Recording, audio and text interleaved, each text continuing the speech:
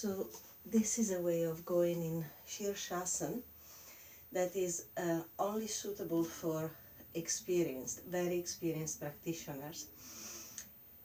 It is for experienced practitioners because it requires a lot of familiarity with the steadiness of the mind. If the mind is ahead of the body, trying this way is not going to work for you. It's not going to work because it really requires being present to the breath in each stage with a lot of honesty, while attending to the body and to the feeling in the tailbone, in the shoulders, in the neck. There are some days where you may start and think, today I'm not going up. And that is the honesty that you have to have in your practice. When I started, I had to assess the lift of my shoulders, the feeling in my neck, the feeling in my head, the feeling in the mental quietness, the focus, the stability of my breath, all of these things. I assessed the lift of my hips and how high they felt and how that helped the feeling of lightness in my head and no compression in the neck. When I lifted my legs up straight, one at a time, I was finding out, and also when I checked the distance with my feet before the blanket and on the blanket, I was assessing in my body, literally pinpointing. It's like going really with a toothpick at things.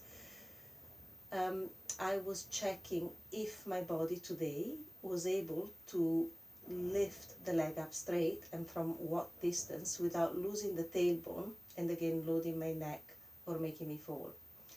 And today that didn't feel like it was possible. So I chose to go with my legs straight, with my knees bent. Going with the knees bent requires a lot of presence here with your breath to create the stability, the holding and the lift. Because if you cannot breathe deeply into your abdomen to create that lift from your hips, again, you're going to end up doing it out of a push from your feet, which is too high, too strong, and again, it's not going to create a good outcome. You're either going to fall or end up on your neck in the way of the pose. So the grace, the balance, the steadiness, the focus, all is going to be lost. But again, that stage where you're even just trying to lift your feet off the ground with your knees bent and control it from the breath in this section is a great learning curve. It's a great place to stay with without even lifting the legs. So again, it's something good to practice. If you can lift up, then try and spend some time with your knees bent. Be patient. Don't go up in a hurry. Again, body ahead of the mind, body, breath together. So stay present to the breath, stay present to that change, each stage, stay with it. And then once you feel established in that stage where you are with your knees bent, tucked into your body, your hips are up above your head, then from there, with presence, with lightness, with focus, start to really roll and unfold your legs up until you're in the pose. So that was the going up. Then of course there is the being in the pose. So you should stay with your breath. Again, if the breath starts to feel labored, or if you're starting to stay in a pose out of sheer determination, it's really time to come down. That's not a pose anymore. And then the coming down. You can either come back with your knees bent, or if you want to come back the way I did, again you have to be very clear about your presence of mind and mind to breath to body. So the way I was doing it was with each exhalation deeply here. Each exhalation deeply here telling me if I was able to. And it will come to a point where you might have to bend your knees because it's gone too far.